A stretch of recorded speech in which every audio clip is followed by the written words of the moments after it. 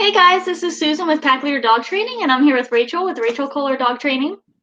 Hey. We're here for our weekly Q&A, so this is our second one live via our broadcasting service. So we're excited to be here. We'll be waiting for everybody to hop on, and in the meantime, we're just going to share it to our Instagram stories for the Instagram people because our streaming service doesn't collaborate with them. Unfortunately. Another thing to note about our streaming service is wherever you're watching us, whether it be my Facebook or YouTube or Susan's Facebook or YouTube, you're not going to see all the comments, but we'll see them all. So no matter where you comment, we're going to see it. So let's post this on Instagram.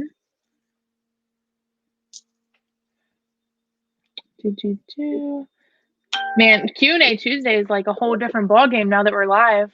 I know, it's so great. It's such a different feel. It really is. It's like, this is only our second one ever, but really, it's Q&A 21. Yeah, because it used to, so when we would do these, it actually would be a 2-day process, especially for Rachel, because we would come on the day before, so she would appreciate it if we did it on a Sunday or Monday, because that would give her time to like edit it and be able to upload it onto all of our services. So this is just a little bit nicer of a way to do it. Let's see. Hi, Paula. Abby and her humans to say hello. Aw. Hey there. Glad you can make it this week.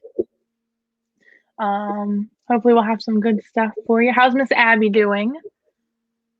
Hey, Sarah. SJ's mom, Sarah, says hello. See, she tells me about SJ all the time. It's like, I know SJ. I know. I still talk about SJ and Abby a lot. But SJ, like, I get to see her on training plays every week, so it's really exciting. What have you been doing with her? With Miss SJ? Yeah. Let's see. So we are working on some fun tricks for the play part of our train and play. So roll over, she's doing pretty good with. So I'm still luring her. She's not at the point where her mom's able to just say roll over and she does it yet. But working on roll over, almost away from the hand lure. And then I was also working on the touch stick with her just for fun, getting her to touch, which I don't have it. Touch stick, for anyone who doesn't know, it's just like a little ball and she goes and puts her nose on it. And then for training, we've been working on doing some more e-collar stuff. Oh, nice. Yeah, she's fun. And she loves the Jolly Ball like Gaia. That's their both of their favorite thing. Isn't that funny? Right? It's a pity thing because it's the Jolly Ball. It's like supposed to be like really big and tough for him. But they of course destroy it anyways. That makes sense because my guys like the small balls, so yeah. Makes sense. Right. So I'm gonna ask you a question that I have. All right. So how do I stop my one dog from humping my other dog? All right. So how do you stop? When the question is how do you stop something, you want to apply a correction. You need to communicate to the dog in a way that they understand that behavior is something I don't want anymore. So you're going to start by marking it. Your dog goes to mount the other dog. If it gets to that point, I'll address something else in a second. But your dog goes to mount your other dog, you're going to say no and correct. So what is that correction going to look like? It's going to depend on you and your dog. It could be an e-collar correction, a spray bottle, a bonker, compressed air, whatever is going to be effective for that dog. You want to do that one because it's just rude. And then a lot of times that can turn really ugly when the dog who's being mounted doesn't appreciate that. It can kind of turn ugly. And you want to advocate for that dog. So there's things you can do to prevent that from happening, like giving them more structures and not letting them get to each other. Or you can even out them from each other. But the actual act of it, if you can catch it in the act and mark it with no, you can then correct after. Perfect. What do you think? I forgot about out. I think you were going to say that. And then I was like, nope, I got it. Yes. Thank you. So yeah, that's exactly what I would do. So how do you stop? Fill in blank is usually apply effective punisher, and the dog will let you know what that is. So if you do, let's say, use a bonker to stop it, if it stops it in that moment and then the dog goes right back to it, that wasn't an effective punisher. Just keep that in mind too. What I tell clients is if you have to use the same punisher 3, 5, 7 times, let's move to a different punisher because that's not an effective punisher for that dog. Right. Where else was I going to comment? I was going to say something else about that. And remember, Sarah just said her and SG just got in from playing with the Jolly Ball. Well, nice. So cute. Is it muddy down there? Like, we got a ton of rain. I don't know about Sarah, but my whole backyard right now is a pond. Like, it's just water everywhere. It's disgusting. I'm ready for spring and summer and not cold weather. Yes. Almost all of our snow is melted, so. It is? Almost. Nice. Yeah. Good. Snow's gross. All right, so Susan, I don't have any questions for you, but I do have a topic of something I want to talk about. And this is something for all of us, ourselves included, but talking about how important it is to stay consistent with your dog. And a personal attack on me, Rachel? No, it's more a personal attack on myself. No, I'm just kidding. I mean, I'm not. So with all of us, so even with us, Susan gave me some crap the other day because I was sending her a video of Gaia and loving crap. I know. Okay, so with our recall command, it means come to me and plant yourself. So Gaia was outside, it was cold and it was rainy, and she was just walking around the yard doing her thing. I'm like, no. I was like, Gaia, here. So I did the formal recall. Gaia gets to me and I'm like, I want to freaking go inside. It's raining. So then we just walked inside together. And Susan was like, Rachel, you didn't follow through with your recall. And I didn't. And that was my bad. So something as simple as that, if I were to get in the habit of doing that, now I usually don't. I'm usually really good about it because recall is a command I'm very particular about.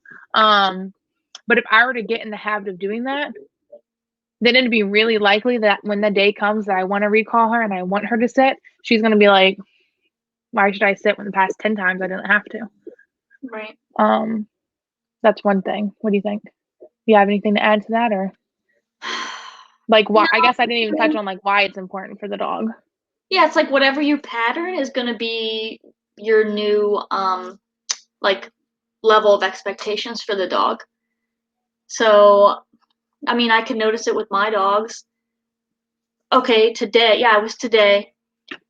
I decided to say place to my dog Little, and I was in the kitchen, so I placed her in the living room. And I'm like, my dogs are on point because I'm a trainer. Now, mind you, she does not have her tools on because I'm a trainer, and this dog should know better. Oh, should know better. So anyway, we'll chat on that. I told her place, and then I was in the kitchen, and all of a sudden, like I hear a, and I was like, I almost swore right there. I was like, what the heck? And I look over, and there's nobody on the place bed. Little had ran up the stairs, like literally. I gotta go. Got up to bed. I'm like, excuse you.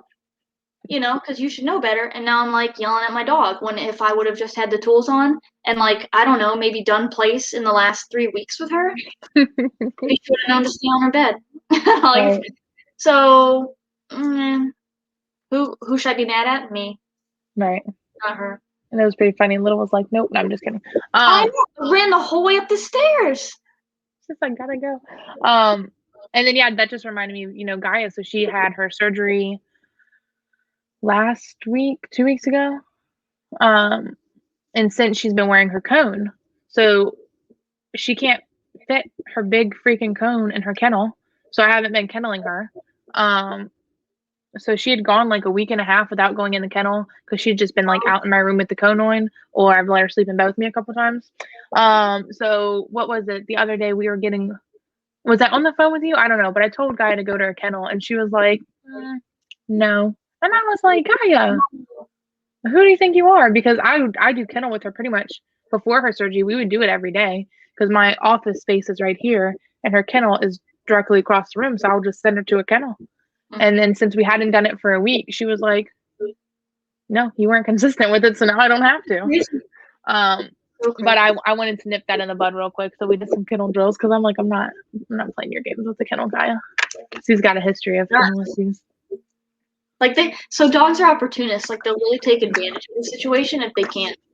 So they really will. Keep that in mind. I'm gonna scooch on to our next question though. If my dog has been sleeping most of the day, will it affect how attentive or interested she is if I decide to do a training session? So dog's been sleeping. You want to like wake a dog up, do a training session, and then Yeah. no, I mean I think it should be fine.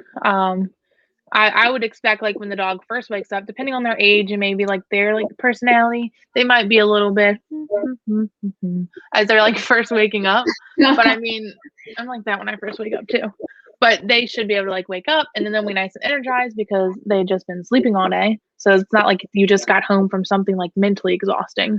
I would be more worried about them being like mentally exhausted from something rather than them just being like a little like physically tired from just waking up. Because like your dog, Bella, you give her naps in between Kennel. your sessions, right? Yes. So Miss Bella, so with each dog in the beginning of training, so my training sessions are an hour long. That's a lot for most dogs, especially in the beginning of training when I'm just throwing so much new information at them. The dog's like, I need a nap, right? So with Bella specifically, I get there and she usually is just waking up from a nap because she's a cute little Frenchie and wants to nap all day. So I get there, she wakes up, we train, and usually at about 30 minutes, I can see her like dragging along a bit. So I give her a second and she like falls asleep. And then I give her like a 5-minute break and then we get back to work. Nice. But I don't know if I can answer your question. Like when you give her a break, is she just excited to like work after she wakes up? Yeah, she pretty much wakes up and is like, okay. And again, like the break's only like 5 minutes. I think one time it was like 10 minutes because I was posting the story. But she's just ready to keep on with her day. She got her little power nap, nice little reset, and then we keep on working. Nice. Yeah. What is your experience with that? Yeah, honestly, I'd never really thought of it. I thought it was a really interesting question because I never heard it. Of that.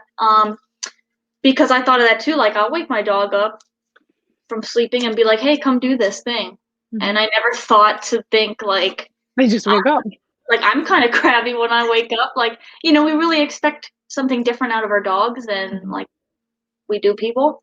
Because like if you woke me up in the morning to work, I would give you a big screw you and go back to bed. Right.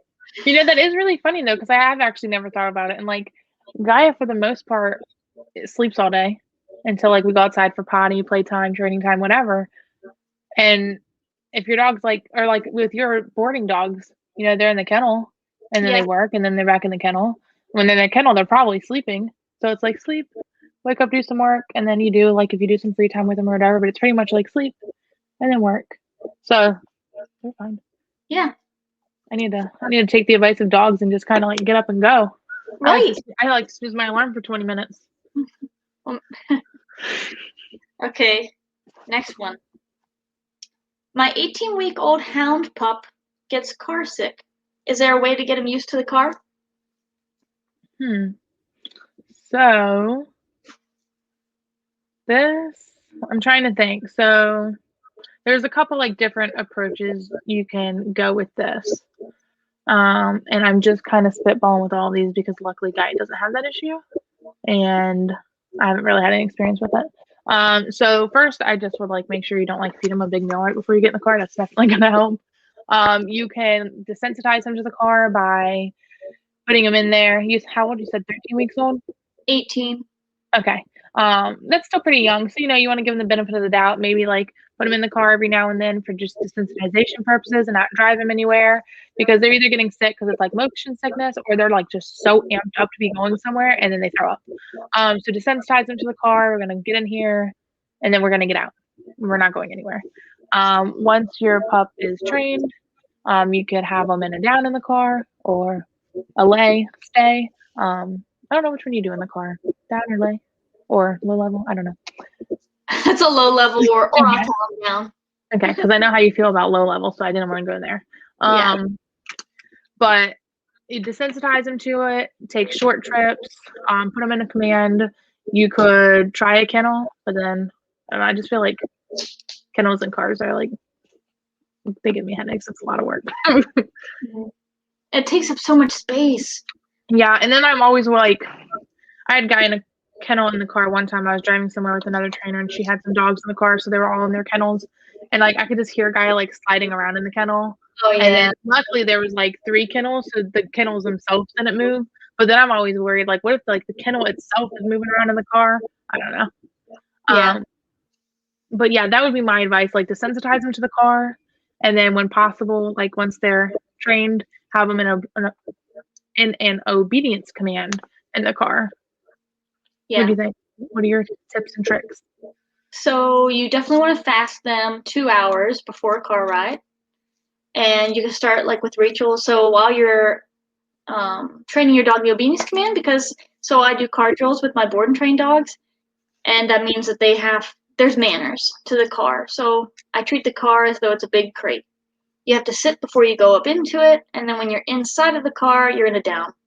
Whole time it's moving. And then when I come to a stop, you're laying down until I open the hatch. You can stand up, but you can't rush out. So that's going to help a lot because I think the puppy's probably like crazy, excited about the car. In fact, I know that this dog is pretty crazy. So that's going to help to start because mindset going into the car, if we're calm before we even get into the car, is going to set us up for success. If we're a crazy fool before we even get in the car, how am I ever going to get you to be in a down? So you're going to want to make sure that your dog understands the down command or just being down before you ever get to the car. Meantime, so while you're teaching down, you can just be in the car and like create a calm environment. So like the car's not moving because until you get your dog e-collar trained, you can't hold them accountable for being in a down in the car. So just go in the car, and like when we go in the car, you lay down. Be in there for 5-10 minutes, now we're going to leave. And then do that regularly. And then once your dog is e-collar trained, just teach the auto down in the car. And I do have a video going over all of that too. But that'll really help, plus the fasting. Yeah. That was great because I didn't even think about car drills because we've said it before. The car is just like a giant kennel. So do those drills, practice it, and it should help a lot. Yeah. And then, yeah, fast them. So, like, just in case. Just in case. You got something else for me? Yeah, you said you don't have any questions? No. Okay. I heard that you only recommend a certain e-collar. I can't afford that one right now and was going to buy a cheaper one to hold me over. Is there a less expensive collar you can suggest? Okay, hang on. Got something right here. Okay, so no. I can't suggest a cheaper collar. So we use the collar that we use for a reason. The e-collar Technologies Educator Mini. Is that the black one we use? Yeah, look how neat it looks. I love the black one. Right? So nice. This is my first time ordering them in different colors. So I'm like, they usually come in yellow, but look how cute this is, okay? Yellow's so nice. So cute. Nice. Looks like a little bomb. So I have the white and black Zen one, which is really cute. But like the white part gets dirty. You know, like just where the black one, like you won't be able to tell. No, I mean it's not as cute as Gaia's, just saying. But this is actually for the micro, but they just have it paired with her mini because I really wanted it in purple. So no, what I would suggest then, let's say what to do with your money, but I would suggest just putting aside the money that you were gonna spend on that cheaper one and saving it. And then when you can put aside a little bit more, I would save up and buy this. They're not the cheapest. They're $180, I think, on Amazon. But they're definitely worth it. You know, the expression, you get what you pay for. You really get what you pay for. I've never had an issue with the e-collar Technologies e-collar. I am not paid to say these things about them. I just really, truly feel like they're the only e-collar I ever use on a dog. There's another brand that most trainers are cool with. I'll just say it, Dogtra. I don't know price-wise how they are. But personally, I don't like it. I felt the e-collar Technologies on me, and I felt the Dogtra e-collar on me. And I feel like, I think it's called like blunt. So the e-collar Technologies is more of like a blunt stem, whereas the Dogtra feels a little bit more sharp, if that makes sense. I personally just like the e-collar Technologies. Yeah. But one more thing to throw in, you know, if you're ready for e-collar training, that means you've already done a lot of work with your dog, so that's great. Keep working on your dog. Keep proofing things with them on leash as much as you can, because then when you get to when you're ready to buy the e-collar technologies, you'll be like even more ready because you've put in that much work with them. Right. So can you talk about why you recommend that one? I mean, you just said that No, you I'm did. just kidding. Yeah. Why? So I always like kind of struggle explaining this, so bear with me. So other than the fact that it's really good quality and the stem is like, I like the way the stem feels. What about the level? I was good in there, Susan. I'm just asking. I'm so excited to talk Get about in there. Gosh. Okay, so Susan. So you can see this is not on Gaia, it doesn't matter. This goes up to like 100, so it's on 98. When it goes to 100, it'll say hi, right? I'm just showing because it's here, and I'm as excited that I remember to have it here when we did the Q&A for once. Okay, so it's got 100 levels. Okay. Oh my God, Rachel, why do you need 100 levels? That's so much. Okay, no. So 100 on my e-collar is going to be about the same as a 10 on a cheaper brand. The reason I like this is because let's say on a cheaper brand, 1 for them equals 10 for mine, and 2 for them equals 20 for me. On a cheaper brand, a 1 might not be enough, but a 2 might be way too much. Whereas for me, a 10 might not be enough, but I could go to like a 12, and the 12 could do it for that dog, right? So I get to like, it's really varying degrees. I get to fine tune it specifically for that dog in that situation every time. Nice. Did I explain that to your liking, Susan? Yes. That's why I like them, because like you said, and I really like her saying it's not that this brand is 100 times more powerful. Because I get that look a lot. Because when you say it has 100 levels, they're like, oh my God. You're like, no, it goes just as high as the other ones, but now I can actually find your dog's level, because some dogs, even a 1 is too high on a cheap collar. So it's like, well, what are you going to do now? Because you can't go lower than a 1. Yeah. So, yeah. And it allows us to like do so much more. So like that low level dial-up that we were talking about, somebody who's not me in this Q&A right now has a really awesome video on that. You've got the low level dial-up, right, with the dog in the kennel, right? Yeah. Yeah, you helped me edit it. Well, yeah, but then I was thinking, I was like, that was low level, right? So it's like, because we have like these really low levels, we're able to like condition e-collar stem to mean lie down. Whereas if you had like a crap brand, you can't like low level your dog going like From it just one because it would be like bam. Okay. Yeah. I like them. They're good. And honestly, like they're expensive, but they're definitely worth saving up for. I've never had an issue with one not working, knock on wood. And they're waterproof if you have the ports closed, and they go for like a half a mile. So I did have a client that on the unit the antenna like broke off or something. I don't know. And it was covered under the warranty. So they come with a, I think, 2-year warranty. Nice. And so she just had to call them and give them her like serial number, and then they shipped her a new receiver. Nice. So the warranty is really awesome. Yeah, I like them. Did I answer the question now? Yes. Okay. Got a lot of puppy questions. Woo, got lots of puppies. My 14-week GSD pup was really doing well with listening to me, but in the last week or so seems to be blowing me off. What should I do? All right, so 14-week-old German Shepherd was listening and is now blowing you off. Do we want to answer this, or do we want to? Sorry, I read the comment from Joan. We can skip. You can ask her a question first. Okay, let's see. This is from Joan. Hello, quick question. Working with an awesome trainer, Susan. Oh, I'm pointing the wrong way because I'm backwards, Susan. Input on camera system app that I can use to watch my dog in the other room, just to make sure she stays on her place or lay while I am making coffee or dinner. Thank you. Okay, so the one that I have is Zmodo. It's ZMODO. And so the glare is too bad. You can't see nothing. Anyway, it has like each of my cameras that I have on this app.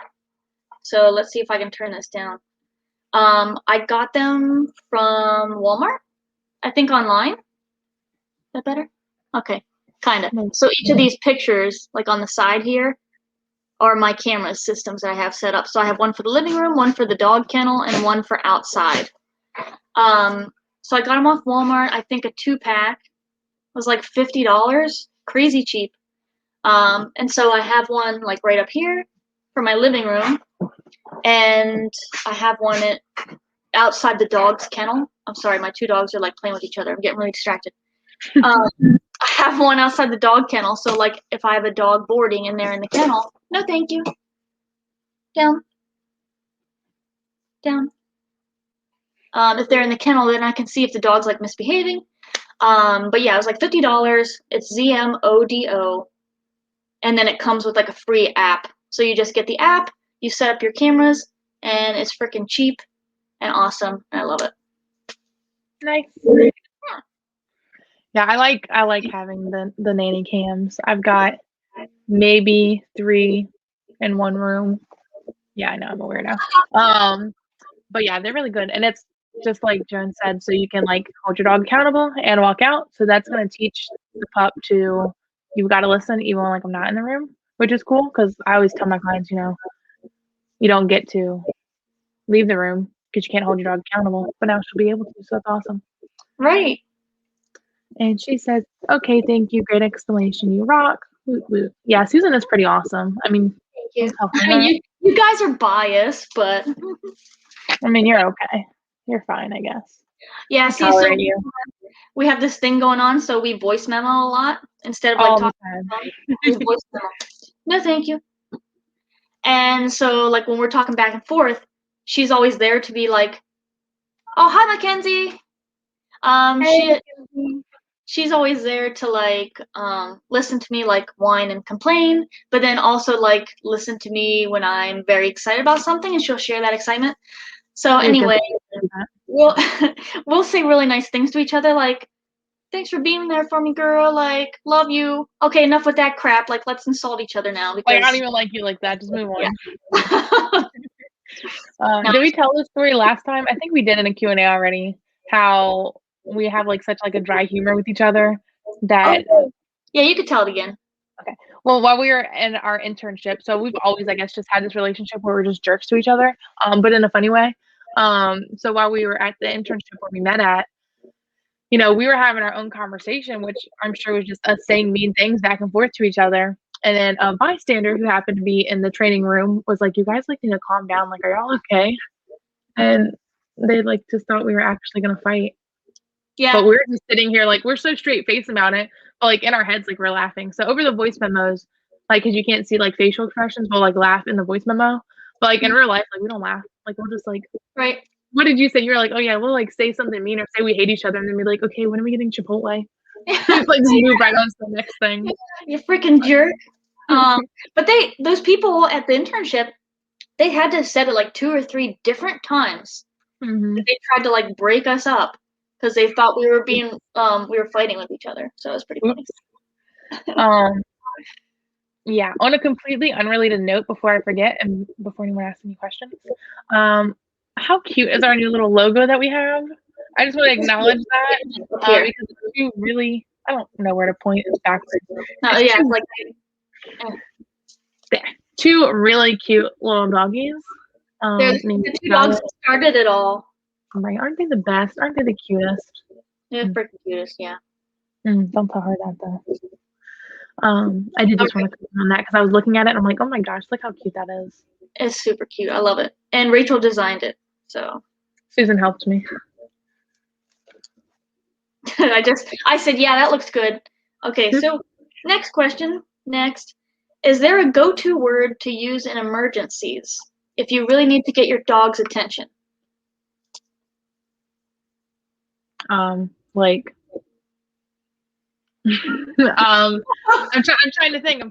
I have a bad habit of talking to Gaia. I just freaking talk to her all day long. So unless I'm giving her a command, she pretty much ignores me, which is fine because that's the relationship I'm okay with having with her because I like to talk, apparently. I guess their name, if you haven't desensitized them to that. I don't know like what type of emergency this would be or what type of situation. What type of, I don't know. I would just recall them. I'd have a really solid recall and recall them. So I've got this funny story that I tell clients when I'm talking about recall, right? So other than like when I messed up the other night and didn't do it and Susan yelled at me and was really mean to me, my recall means come to me, sit and plant yourself, right? Because I always say, if there's an emergency, I want your hiney all the way over here and I want to be able to leash you up, right? Because I'd say if there's a freaking fire-breathing dragon on the other side of the street, I want you to come all the way to me, leash you up, and let's go. So like in that emergency, I would just recall my dog. Right. What do you think? Yeah, I mean, a word is just a word. Like we've said that so many times. My go-to word is cucumber. So like you can teach your dog anything, like it's just a word. So no, there's no go-to word that you can just like randomly shout at your dog and have them be like, oh my God, hello. It's what you teach them, right? So you make a dog do a behavior, and now you can link a word to it. So that's how we train everything, Rachel and I. So you train the dog a behavior. So butt hits the ground, butt hits the ground, butt hits the ground. Now that I know your butt hits the ground every time I do a motion, now I'm going to link a word to it. So again, there's no random magical word. It's all in what you teach the dog and what it means. Yeah. Jen says, but what if it was a passive fire-breathing dragon? But you just don't know. I know, like I want to recall my dog to me, leash her up just to be safe. You know, I don't know if that dragon's had its like rabies shots or anything, so we just play it safe. But if you, so a little, not that I want to share like all of my things, but like I'm reading a series and there's dragons in it. So if I saw a fire breathing dragon, I would walk up to it, not away from it. But that's just me. See, if I did, I don't know. If I had a dog with me, I'd probably just be like worried that it's like the dog. I'd probably like, yeah, get the dog to safety, and then be like, I gotta go take my camera out and get some pictures of that fire breathing dragon. She says, okay, I understand. Safety first. Yeah, I mean, for the dog, like, I would like go towards it to get a good picture. I can see myself you doing can that. put your dog in a lay stay, and then go over and see the fire breathing dragon. You're right. So recall my dog to me down, and then I'll go get my pictures. That's good thinking. Glad we worked that. Now I know I'm prepared for that situation. That's why we're here to work out. We work through problem solving. Exactly. We do. You ready for my next one? Yes, Susan. I'm always ready. Unless you ask me how long to do something. She loves lengthy questions, like how long do I blah? I have no sense of time, like at all. Yeah. Okay. How do you get a dog to understand to stay without saying it? I can't seem to get my dog to stay on place for more than a minute. Okay, first off, Joan, you're so sweet. Aw. Okay. You guys are amazing. Aww. Because we like fire breathing dragons, or because we're problem solving. Oh, okay. Problems. I mean, if it's because of the dragon, I'm okay with that. We don't need reason. Thank you. That was sweet. So the question was, how can I teach my dog to stay without saying stay? Was it the question? Yeah. Okay, so this person said they can't seem to get their dog to stay on place for longer than a minute. Okay, cool. So I'm gonna address that as like a separate comment if you're okay with it. The place for longer than a minute thing. So my first thing is the command is what you train it, right? So just like you said, like with the cucumber and the magic word, the command is what I train it. So it's funny with SJ, talking about SJ again. I used to train the word stay. So SJ does know what stay means. Well, now that I'm coming back with her for train and plays, I'm taking away that stay. Because I mean, if I ask you to down, my downs are implied stays, Susan's are different. But if I ask you to down, you're gonna stay in your down until I release you. So I don't care if I said stay or not. So with her, it was kind of like a retraining her, changing my expectations, and then just holding her accountable from there. But with all my other dogs, new dogs coming in, that's just how I train it. I would train it the same way I would train stay, except for I'm not going to say the word. Like sit means sit until I release you. Hope that kind of answered that, because I do want to address they can't get your dog to stay on place for longer than a minute. I would maybe take a step back. So if your dog is on place and you can't get them to stay there for longer than a minute, I do kind of want to make sure they have a pretty good understanding of place. Because most of the time, like if you mean like a literal minute, now that we're talking about time, like 60 seconds, then maybe like let's take a step back and make sure they have a super solid understanding of what place means first. Because place, I don't say stay. My place means go on the place mat, lie down, and stay there. So how do you get that stay though without saying it? How does the dog know to stay there? Susan, no, let me stop. So what I'll do is after I've taught the dog, right, I'm going to lure them onto the place bed, lure them into a down. Good job, break. Super important. Okay, also, I'm like all over the place right now. I'm super excited. Okay. Super important that your dog has a release word, because if you don't have a release word, your dog is going to break any command whenever they want. So a release word is break. It just means this command is over. So as long as you've gotten your dog, they know to go on the bed and lie down, and they know that break means to get off. That's how you can start adding distance, duration, and distractions. Don't know who this person who's asking this is or whatever, but if you're training with prong collar, you can do like if the dog goes to step off, leash pressure back towards the place cot, and then back into position. Or with the e-collar, following, you've got how to place videos, right? Yeah. Following Susan's awesome how to place videos, you can layer on the e-collar. But there's got to be some sort of consequence for the dog breaking the place, or else they're going to like have no reason to stay on it. Mm-hmm. So with my training, and the reason I really like balance training is I'm going to teach you what to do, right? So going into this that you want your place to have that quiet stay. So that's what I'm teaching you. And then I'm going to hold you accountable for it. So there will be consequences for breaking it. Now in the beginning, it's like really consequences as you're teaching the dog. I don't really know if I really answered this question at all, but yeah, no, you did. Yeah. That's if anybody needs any clarification, you could for sure ask. But I think you did a good explanation. Like the dog knows to stay there, because if the dog gets up, I'm gonna say either at or no, whatever phase in the training I'm at.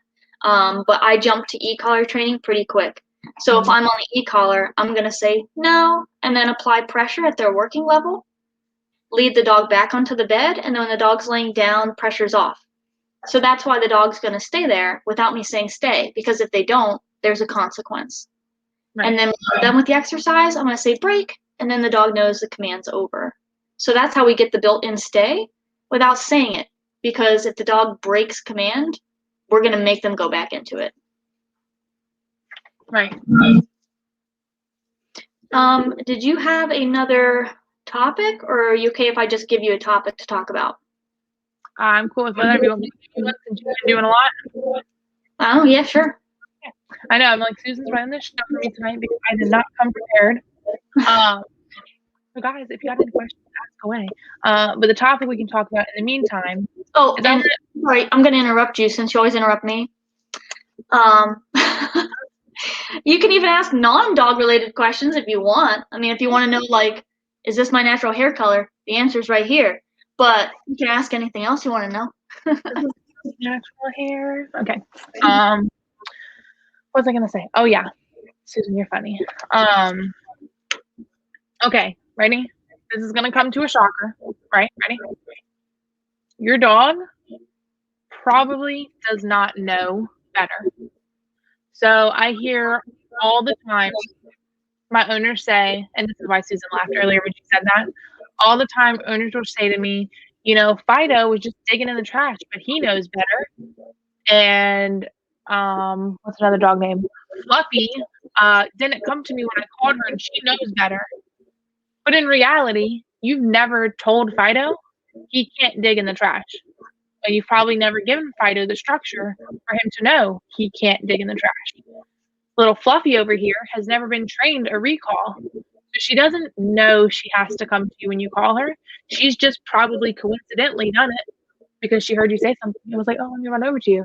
But she never knew that she had to. Likely. Now, if your dog is trained, and like if I were to recall Gaia, she knows she's supposed to come to me. So if she doesn't, I'm going to say no, and she's going to get a correction because bring your hiney to me. And then she's going to come to me, and it's going to be a good job, and we can move on. And I'm going to make her sit, Susan. Thank you for even not even saying it.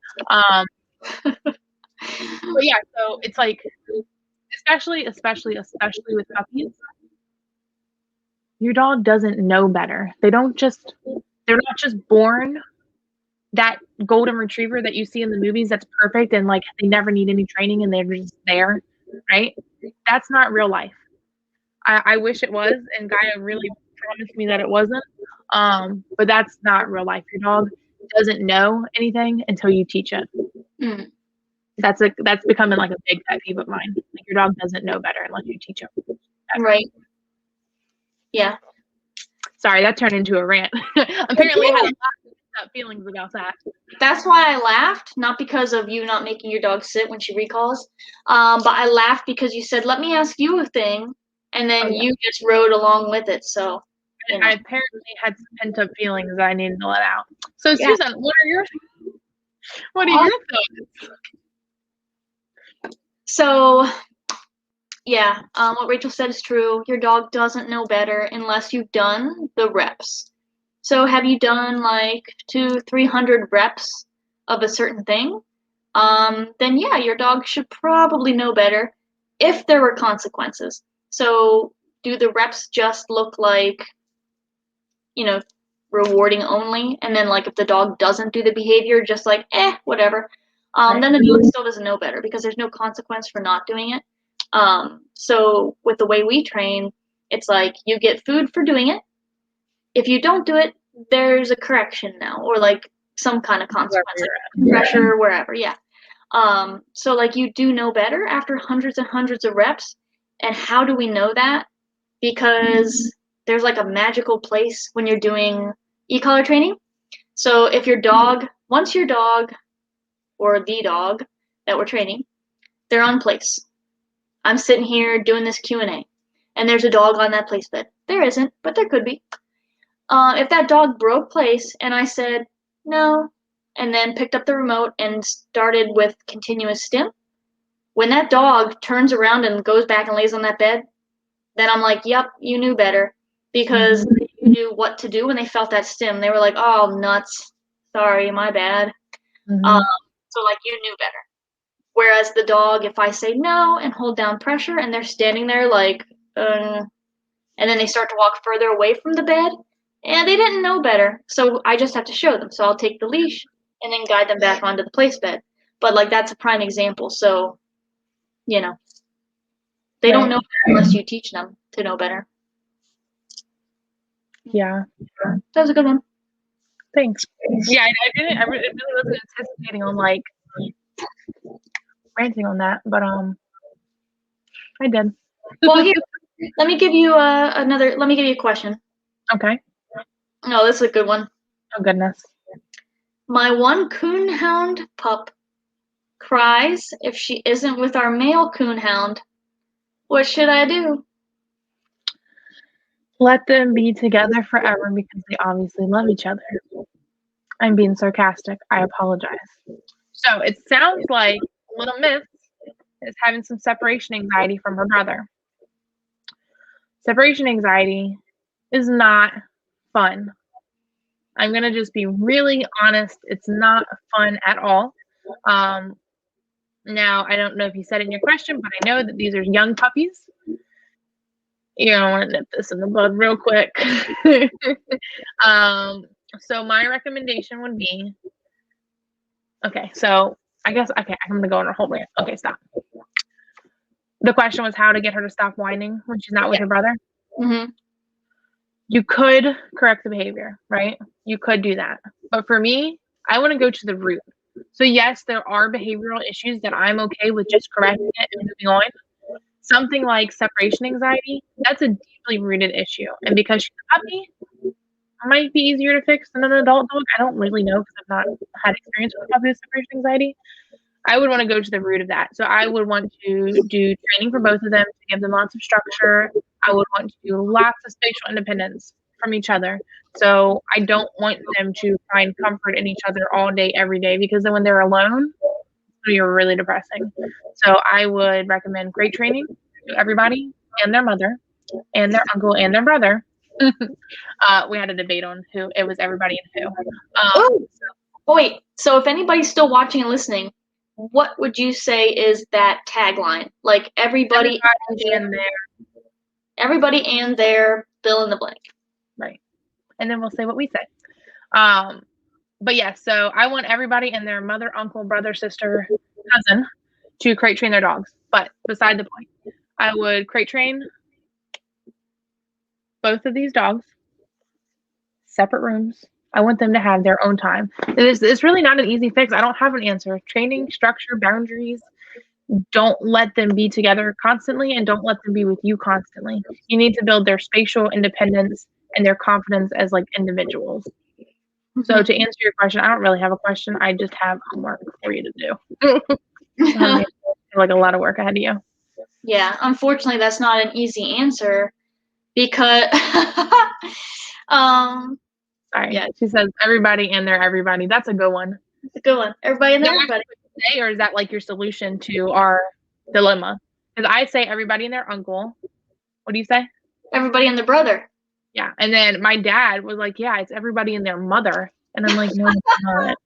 That wasn't even an option. You freaking dad. Come on, George. I know. What are you doing? And he won't ever see this either because he's not on social media. Your mom could. Yeah. She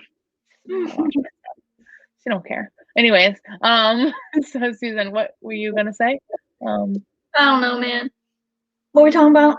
The dog. Okay, so The dogs. the dogs. So these two puppies,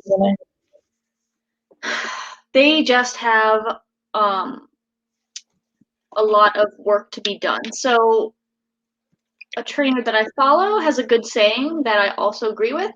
If you have two dogs, it's going to be 3 times the work. Because not only do you have to work each dog independently of each other, now you also have to work them together so that they're used to being worked together. So it's 3 times the work. It's a lot. And if you have a young puppy that's already showing separation anxiety from the other dog, that's just going to set you up for a really harsh time. So you really need to have if you have a dog and or puppy that's showing anxiety when taken away from anything, you really need to nip that in the bud now. So if it's anxiety from you or like your son or your partner or the other dog, yeah, you really need to work through that. How do we work through that? By getting them to be spatially independent. So using their commands to hold them accountable to be stationary away from those other things so that they get to learn like, oh, I could just sit here by myself and the world doesn't end. Yeah, like life is good. So, yeah. Which brings me to, Rachel, what do you think about separation anxiety with COVID puppies? Is that a thing? And why do you think it's happening? All right. Is that a thing? Yes. So I remember, can I just say, like, why has it been a year? I remember like a year ago almost. Oh, yeah. When all of this was happening, like when like it was first hitting the fan, and everyone's getting puppies. And I remember there was news articles like, oh my gosh, shelters are empty. This is great. Everyone's getting puppies. Everyone's adopting the dogs. And like as a dog trainer, I'm like, thank you for the business. But also we're going to have a lot of issues ahead of us because quarantining, not going out, working from home. We are home all the time with our dogs, right? One day, and it's starting to slowly happen, but when the world resumes and people leave for work, the dog is going to think, what in tarnation? The entire time that I've lived here, everyone's been home. What? Your Southern came out. What in tarnation? Tarnation. But they're so used to having everyone around them all the time. That's life for them. And then suddenly, poof, your family's gone and you're stuck at home and you don't know what to do. You don't know when they're coming back. You don't know what to do with this energy. And then now the couch has exploded and I don't know how that happened. So yes, I definitely think it's a thing. And I imagine we're going to be seeing a lot more separation anxiety cases coming through the door. Did you ask me why? Did I answer why? It's because you're just there all the time with your dog, and then you're not. And the dogs don't understand that you're home because it's a pandemic and now you got to go back to work. They don't understand any of that. It's just here you are, and now suddenly my life looks completely different.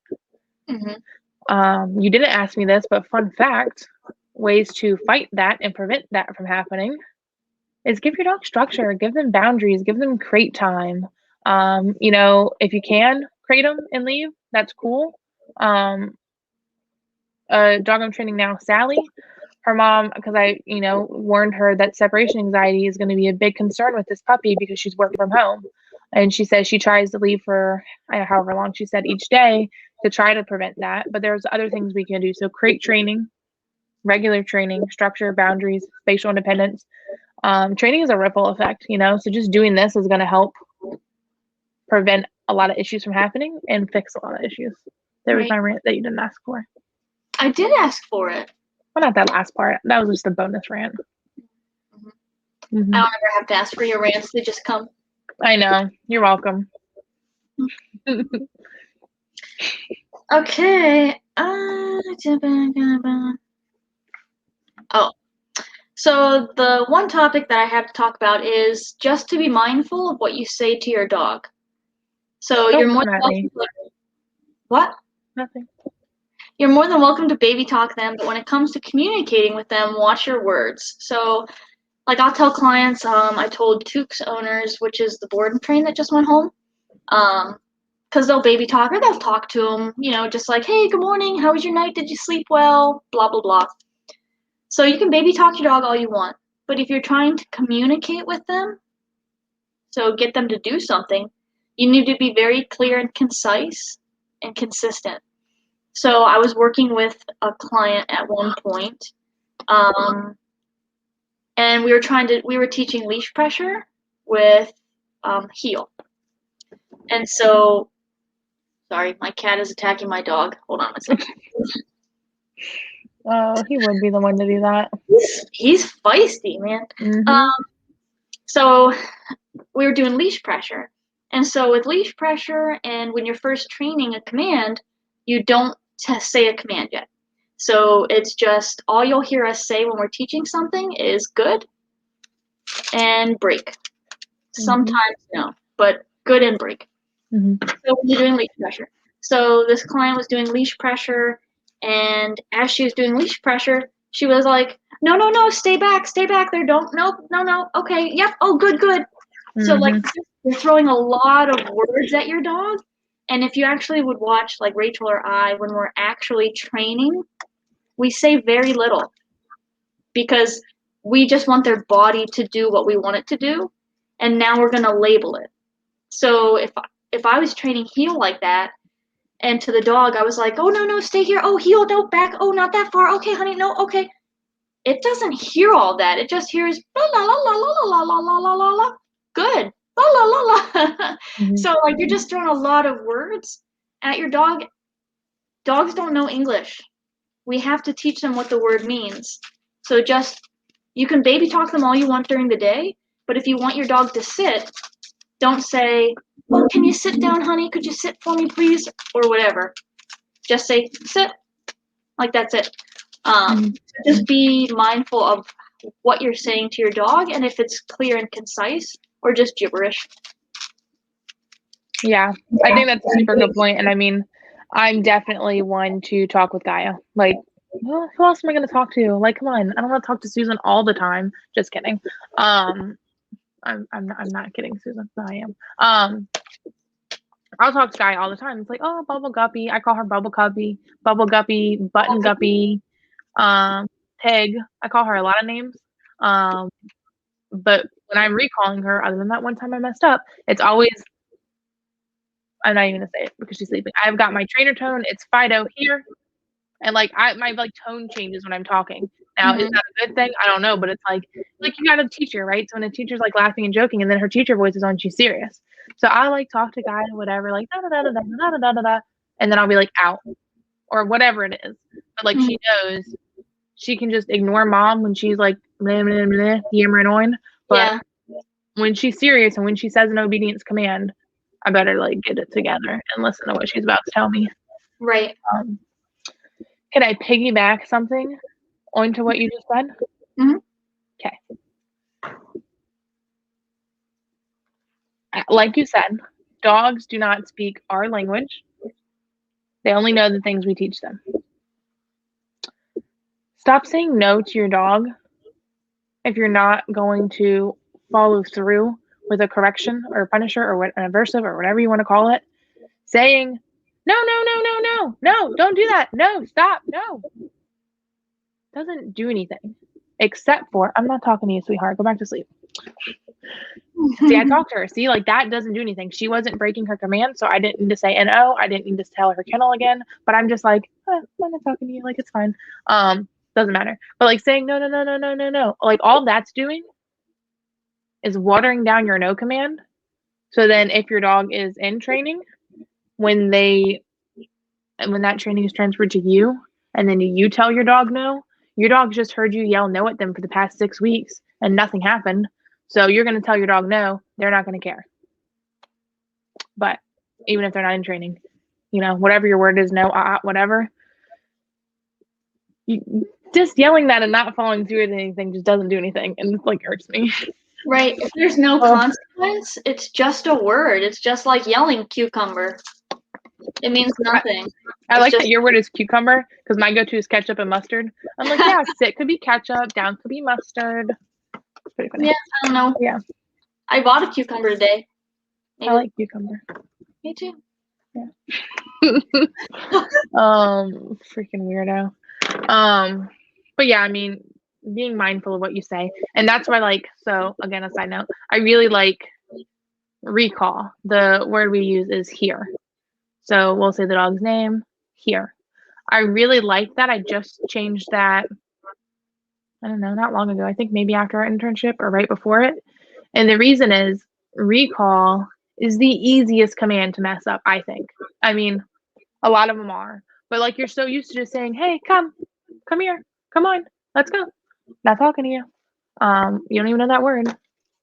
What was it saying? Oh yeah, owners will say that so naturally and it just slides right out of their mouth. And then they've got no way to follow through because their dog is either in training or hasn't been trained yet. They just hear, Fido, come, all the time. And that means nothing to them. So now that word's watered down. So I really like that we say here because it sounds very proper and official. So it's when you say here, do you feel like that? Because when I say here, I feel very proper. Yeah. And I'm ready to follow through now because I just said this really fancy word, but it's just here. Especially when you do it outside. So I like it too because it does travel. Come just fall short. Mm-hmm. But I'm like, Sadie, here, and you could just travels. And it sounds like you're some awesome dog daddy, right? Especially when your dog comes to you and sits. Right. And then people are like, oh, exactly. Yeah. But that was very off topic. Most everything I say is, hey, stop. Gaia. She doesn't have her cone on and she was itching. Nice. But she stopped. Why does she need She doesn't know what that word means. What'd you say? Why does she have a cone on? Or why does she have a cone on? This dog has so many issues. So basically, long story short, because we only have 2 minutes left and it will take an hour to explain all of her health issues. Right now, she's Gaia. Out. Thank you. Ear hematoma, so her ear filled up with blood or something. I don't know. I'm not a doctor. Filled up with blood, super gross. She had to have surgery. They put a drain in her ear to drain all the stuff out, and then I'll be right back. I have to now follow through and hold her accountable. Nice. Because, we're talking about it. So yeah, she had an ear hematoma. They put a drain in. She just had her drain removed, so she still has the sutures and a button to help hold her ear closed and flat. So she's not supposed to be scratching at her ear, but somebody doesn't have her e-collar or cone on. Okay, listen, Susan. I don't remember asking for your opinion about how I care for my dog. I'm a veterinary professional, and I have to hold you accountable for your actions, ma'am. Okay, thanks, Mom. See, that's what we're talking about. We're so sassy. But yeah, somebody has to go back to the vet tomorrow because her ear's filling up with fluid again. And then maybe she'll get her buttons out on Friday, but who knows now because starting this process over. Yeah. But yeah, that's my dog. She's usually always got something going on. But we made a deal. We made a deal that this was her last issue. After this, she's gonna be healthy doggy until next year when she gets her updated shots, Right. vaccinations or whatever. Well, She pinky promised, so she better. Yep. We'll be done. And we're done because it's been an hour. Well, thank you for everybody who watched. It's been super awesome. Love doing these Q&As with this person who I tolerate. She's over here. She's fine. But it's a lot of fun. I think we are planning on pretty much making this a weekly thing. Susan doesn't want to commit to that yet, but we're committing now. So I hate commitment, so yeah, don't tell that to your husband. So yeah, we should be here like every Tuesday at 6. Fingers crossed. Yeah, and we'll keep you updated on our Facebook, Instagram, and probably not our YouTube because we just post videos there. We'll keep you all updated on any changes, but look for us on Facebook and YouTube on Tuesdays at 6 o'clock at Pack Meter Dog and Rachel Kohler Dog Training. Great. And I hope everyone has a super awesome Tuesday. Happy Night. Tuesday. Bye.